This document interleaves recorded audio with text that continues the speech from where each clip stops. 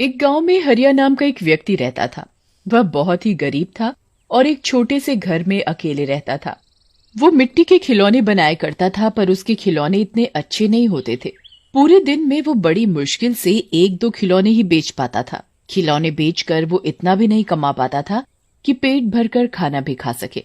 रोज की तरह एक सुबह हरिया उठता है और अपने खिलौने टोकरे में भरकर बाजार में बेचने निकल पड़ता है। हरिया बाजार में पहुंचता है और जोर जोर से आवाज देता है, खिलौने ले लो, खिलौने, खिलौने ले लो, खिलौने, हाथी घोड़ा चिड़िया बंदर ले लो खिलौने सुंदर सुंदर, खिलौने ले लो खिलौने। हरिया बहुत देर तक आवाज देता रहता है, पर कोई उसके खिलौने लेने नहीं आता। तभी एक बच्ची पिंकी अपनी माँ के साथ हरिया के पास आती है। माँ, मुझे एक खिलौना दिला दो। ये कोई खिलौने हैं? इतने बेकार खिलौने। चल, मैं तुझे कहीं दूसरी जगह से सुंदर सा खिलौना दिलाती हूँ। ले लो बहन जी, मैं सस्ते में दे दूंगा। सुबह से एक भी खिलौना नहीं बिका है, एक खिलौना तो ले लो। ऐसे खिलौने तो मैं फ्री में भी ना लूं। चल पिंकी, तुझे मैं एक सुंदर खिलौना दिलाती हूँ। हरिया ये सब सुनकर बहुत उदास हो जाता है। वो 2 दिन से भूखा होता है, इसलिए बिना कोई खिलौना बेचे घर भी नहीं जा सकता था, वरना उसे फिर से भूखा ही सोना पड़ता। हरिया को खिलौने बेचते बेचते शाम हो जाती है, पर हरिया का एक भी खिलौना नहीं बिकता। हरिया बहुत ही दुखी हो जाता है। वो निराश होकर अपनी टोकरी उठाता है और अपने सिर पर रखता है। तभी हरिया का पड़ोसी रमेश उसके पास आता है, जो उसी बाजार में सब्जियां बेचा करता था। अरे हरिया, कहाँ जा रहे हो? लगता है तुमने अपने सारे खिलौने बेच दिए। नहीं भाई, मेरा 3 दिन से एक भी खिलौना नहीं बिका है। 2 दिन से मैंने कुछ भी नहीं खाया और आज भी मुझे भूखा सोना पड़ेगा।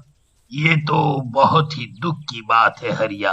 काश मैं तेरी कोई मदद कर पाता, पर क्या करूं, आज मेरी भी कमाई कुछ अच्छी नहीं हुई। मेरा तो परिवार भी है, मुझे सबका सोचना पड़ता है। बच्चे के स्कूल की फीस भी भरनी है। अरे भाई, तुमने मेरे लिए इतना सोचा, वो ही बहुत है। हरिया वहां से चला जाता है। रात हो चुकी थी। हरिया का घर बाजार से बहुत दूर था। आज तो बहुत ही देर हो गई। लगता है मुझे जंगल के रास्ते से घर जाना पड़ेगा, वहाँ से मैं जल्दी घर पहुँच जाऊंगा। हरिया जंगल के रास्ते अपने घर जाने लगता है। जल्द ही हरिया जंगल के बीचों बीच पहुंच जाता है। चारों तरफ घना अंधेरा होता है और थोड़ी थोड़ी ठंड भी होने लगती है। हरिया को अचानक पीछे से एक अजीब सी आवाज सुनाई देती है, जैसे कोई भारी सी चीज जमीन से रगड़ रही हो। हरिया पीछे देखता है, पर उसे कुछ दिखाई नहीं पड़ता। यहाँ तो कुछ भी दिखाई नहीं पड़ रहा। लगता है ये मेरा कोई वहम है। हरिया अपने घर की ओर चलने लगता है। तभी उसे फिर से एक आवाज सुनाई देती है, हरिया, हरिया। इस बार हरिया बहुत ही डर जाता है, क्योंकि इस बार पीछे से किसी के रोने की आवाज आती है। हरिया जल्दी से पीछे मुड़कर देखता है। पेड़ के नीचे एक औरत मोहिनी बैठी होती है। हरिया उस औरत को देखता है तो देखता ही रह जाता है।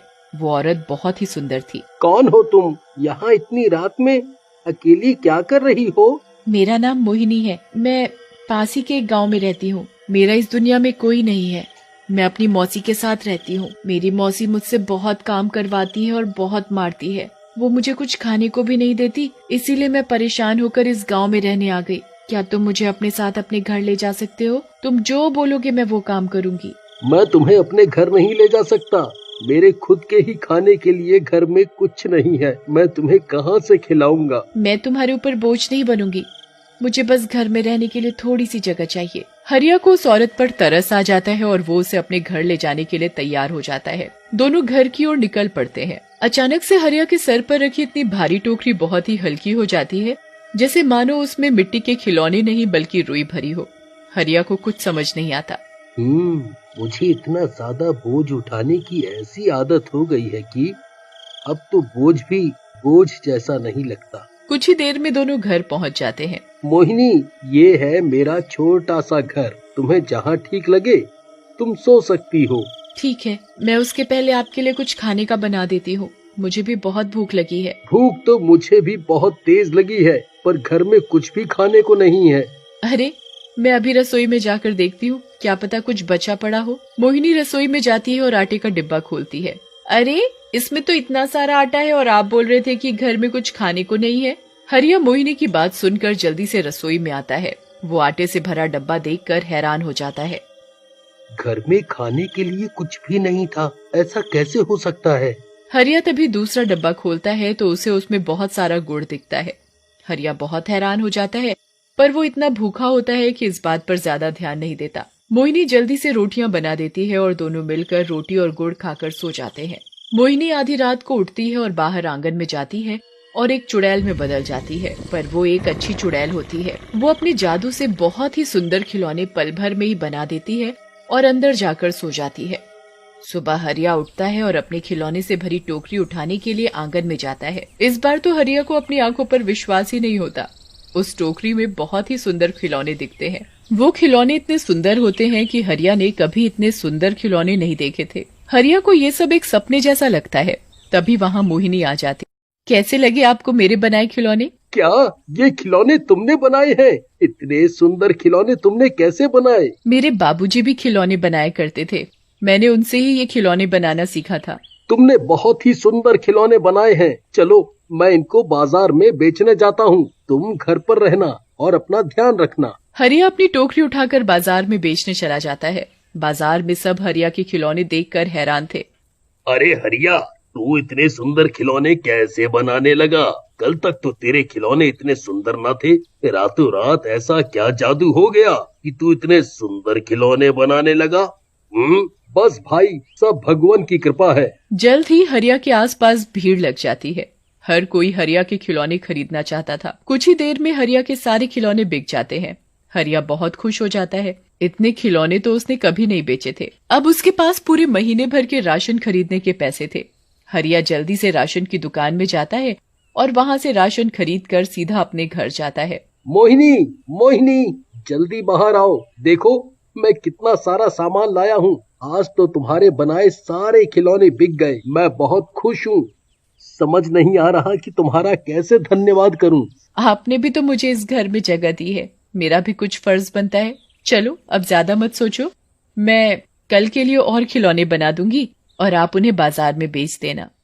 मोहिनी रोज रोज सुंदर सुंदर खिलौने बनाती जादू से और हरिया उन्हें बाजार में बेच आता। हरिया को इतना पैसे कमाते देख उसका दोस्त रमेश उससे चिढ़ने लगता है। कुछ तो गड़बड़ है।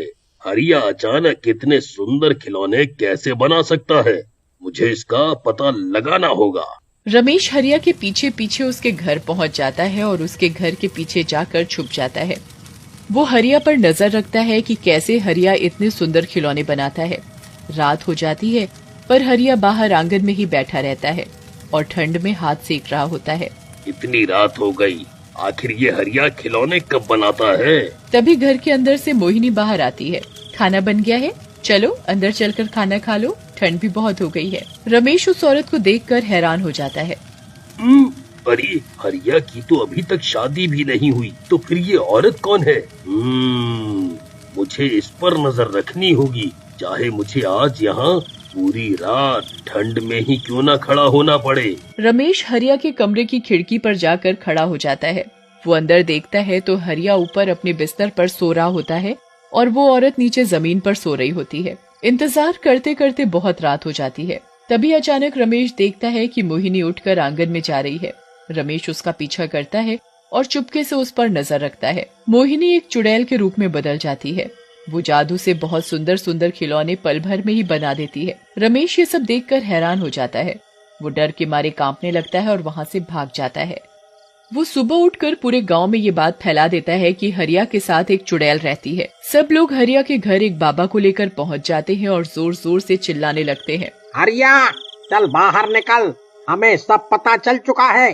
जल्दी बाहर आ और उस चुड़ैल को भी बाहर निकाल। अरे ये क्या, तुम लोग यहाँ कैसे? क्या बात है? मैंने क्या किया है जो तुम लोग इतने गुस्से में हो? तूने अपने घर में एक चुड़ैल को रखा है। मैंने कल रात खुद अपनी आंखों से सब देखा है। वो औरत ही जादू से इतने सुंदर खिलौने बनाती है, वरना तेरे बस का कहाँ ऐसे खिलौने बनाना।